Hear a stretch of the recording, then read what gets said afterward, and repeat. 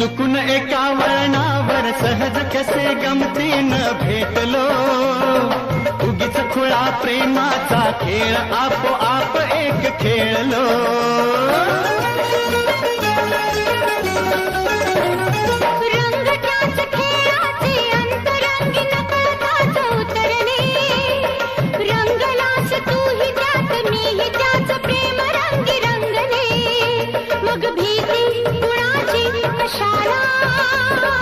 भीती कुणाची कशाला, भीती कुणाची कशाला, अगं भीती कुणाची कशाला.